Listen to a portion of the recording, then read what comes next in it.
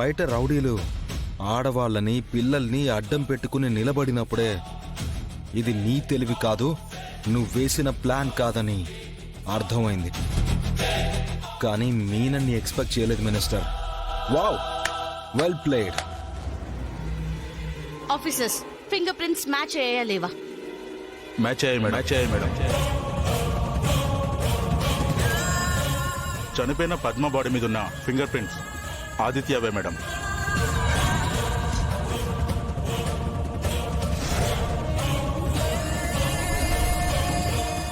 POCSO కేసులో మీ కొడుకు ఆదిత్యని arrest చేస్తున్నా. పొదరా జేడి ఆగు, నీకేం కావాలన్నా ఇస్తా, ఎంత కావాలన్నా ఇస్తా. సారీ, మీరు ఏం చెప్పినా చేస్తా. నా కొడుకును వదిలే ప్లీజ్. నీకు మీనన్ కావాలా? మీనన్ని అరెస్ట్ చేయడానికి నేను హెల్ప్ చేస్తాను. Please JD. ఒక క్రిమినల్ ని పట్టుకోవడానికి ఇలాంటి నీచుణ్ణి వదిలేమంటావా? నీ పవర్, పదవి, పరపతి, పేరు ఎన్ని వాడుకున్నా నీ కొడుకుని కాపాడుకోలేవు మినిస్టర్. పద్మని నమ్మించి మోసం చేసి చంపేశాడు. దీనికి నీ కొడుక్కి శిక్ష పడి తీరుతుంది. పదా ప్లీజ్. నువ్వు తిరుపతి నుంచి వచ్చేటప్పుడు లడ్డూ తీసుకురా. నువ్వు రేపు విజయలక్ష్మి మిరపలతో చేసిన ఇడ్లీలు తీసుకురా.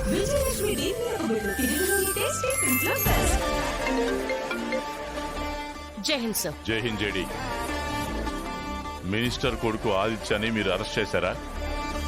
ఇప్పుడే ఫింగర్ ప్రింట్స్ కన్ఫర్మ్ అయ్యాయి సార్, అందుకే అరెస్ట్ చేశాం. వదిలిపెట్టండి జేడి.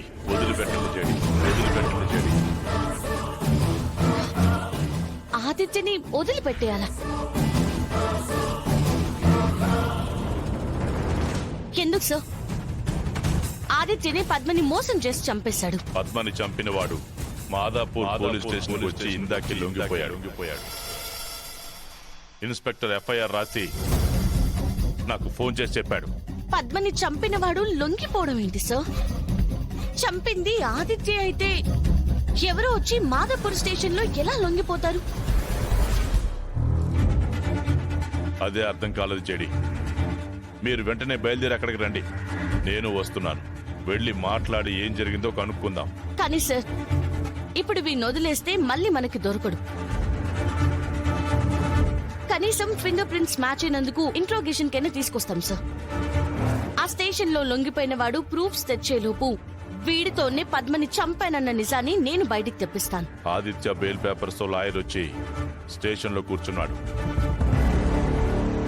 పైనుంచి ఆ లొంగిపోయిన వాడిని ఇంట్రాగేట్ చేసి ఆ తర్వాత ఆదిని కస్టడీలోకి తీసుకోమని ప్రెజర్ చేస్తున్నారు. ఇప్పుడు ఆ లొంగిపోయిన వాడిని ఫ్రాడ్ అని ప్రూవ్ చేయడం తప్ప మనకి వేరే దారి లేదు జేడి.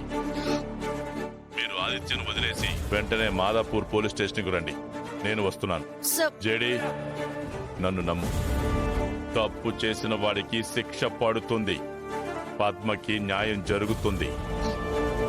ప్రస్తుతానికి మనకి వేరే దారి లేదు. Understood sir. జై హింద్. ఏమైంది జేడి? మేడం మాటల్లో మొహంలో ఎక్స్ప్రెషన్ చూస్తుంటే అర్థం కావట్లేదా సార్? మా అబ్బాయిని వదిలేయమని సాధు ఫోన్ చేసి చెప్పినట్టున్నాడు. అంతేనా మేడం? జేడి, మినిస్టర్ చెప్తోంది నిజమా?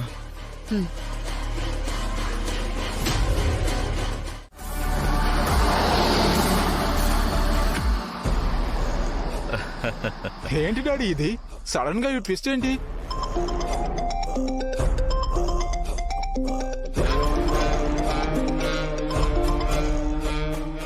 మీనన్. ఏంటి మినిస్టర్, ఎలా ఉంది ఈ మీనన్ చేడికిచ్చిన దెబ్బ? ఎలా ఉందని చిన్నగా అడుగుతావేంటి మీనన్? అసలు సాధు ఫోన్ చేసి పద్మని చంపినవాడు లొంగిపోయాడని జేడీకి చెప్పగానే జేడీ కళ్ళు చూసుండాల్సిందే. కోపంతో, నిస్సహాయంతో అబ్బబ్బబ్బబ్బా మజా వచ్చింది. చెప్పాను కదా మినిస్టర్, నీ కొడుకుని జేడి ఏమీ చేయలేదని. ఇప్పటిదాకా జేడి ఆడిన ఆటను చూశారు, ఇక నుంచి ఈ మీనన్ ఆడించే ఆటను చూస్తారు. సూపర్ మీనన్. సాయంత్రం వచ్చి నిన్ను కలుస్తా. సరే.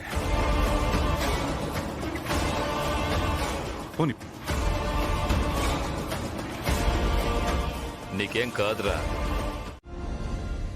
నా మొహాన కాఫీ నీళ్లు పోసే టైం కూడా ఎవరికీ లేదు. ఛ!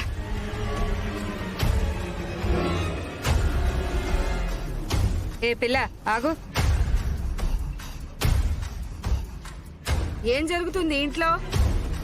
ఈ ఆస్తికి వారసురాలు అత్తను నేను. నాకు ఇంట్లో మర్యాద లేకుండా పోతుంది. ఇప్పుడు ఏమైంది పిన్ని? ఇప్పుడు టైం ఎంత? ఈ టైంకి నాకు కాఫీ రావాలని తెలీదా నీకు? బా మరీ కాఫీ కోసమే బ్రతుకుతున్నట్టు మాట్లాడుతుంది ఈవిడ. ఊరుకో కేదార్.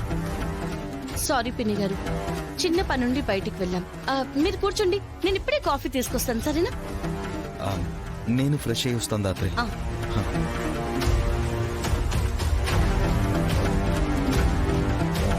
ఈ ఇంట్లో అందరినీ షేక్ షేక్ ఆడిస్తా.